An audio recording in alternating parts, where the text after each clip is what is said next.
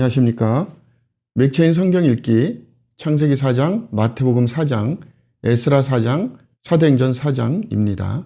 첫 번째 창세기 4장, 본문 이해에 도움이 되는 중요한 배경과 맥락을 소개합니다. 창세기 4장은 인간의 타락 이후 가인과 아벨의 제사를 통해 인간의 마음과 태도가 하나님의 평가를 받는 첫 번째 사건을 다룹니다. 가인은 농작물을, 아벨은 양의 첫 새끼와 기름을 제물로 드렸으며 하나님께서 아벨의 제사를 받으시고 가인의 제사를 받지 않으신 이유는 제물의 종류가 아니라 드리는 자의 마음 상태 때문이었습니다.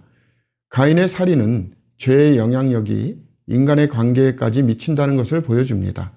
람에게 폭력적 선언은 죄의 세대 간 확산을 나타내며 셋의 계보와 함께 여호와의 이름을 부르다라는 말씀은 경건의 새로운 시작을 나타냅니다.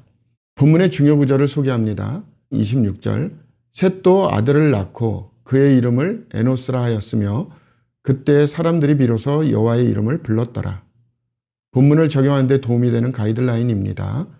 창세기 4장은 우리의 예배가 외적 형식이 아니라 내적 순종과 진실함에서 비롯돼야 함을 가르칩니다.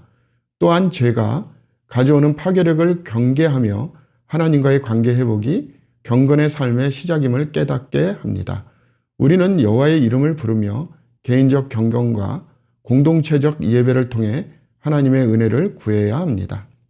두 번째 본문 마태복음 4장, 본문 이해에 도움이 되는 중요한 배경과 맥락을 소개합니다. 마태복음 4장은 예수님의 광야 시험과 갈릴리 사역 시작을 다룹니다. 광야는 이스라엘의 광야 경험을 떠올리게 하며 예수님은 40일 동안 금식하며 사단의 시험에 직면하셨습니다.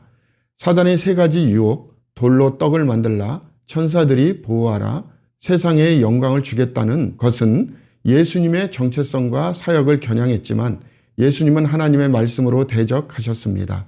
이후 예수님은 회개하라, 천국이 가까이 왔느니라고 선포하시며 첫 제자를 부르시고 병든 자를 치유하심으로 공생의 사역을 시작합니다.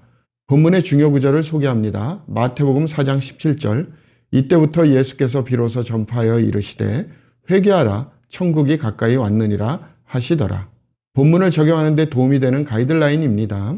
우리는 예수님의 시험을 통해 유혹에 맞설 때 하나님의 말씀의 능력을 신뢰해야 함을 배웁니다. 또한 회개의 메시지를 통해 우리의 삶의 방향을 돌이키고 천국을 소망하며 살아가야 합니다. 예수님처럼 다른 사람들에게 하나님의 말씀을 전파하고 섬기는 삶을 실천해야 합니다. 세 번째 본문 에스라 4장입니다. 본문 이해에 도움이 되는 중요한 배경과 맥락을 소개합니다. 에스라 4장은 성전 재건을 방해하려는 대적들의 활동과 이에 따른 재건의 중단을 기록하고 있습니다.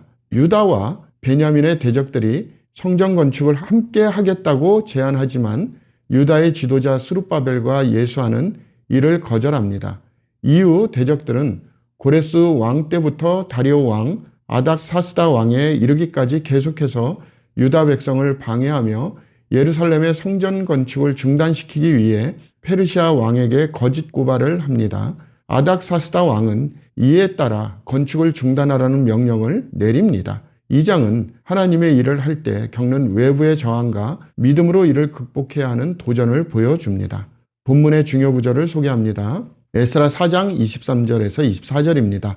아닥사스다 왕의 조서 초본이 르음과 서기관 심세와 그의 동료 앞에서 낭독되매 그들이 예루살렘으로 급히 가서 유다 사람들을 보고 권력으로 억제하여 그 공사를 그치게 하니 이에 예루살렘에서 하나님의 성전 공사가 바사왕 다리오 제2년까지 중단되니라.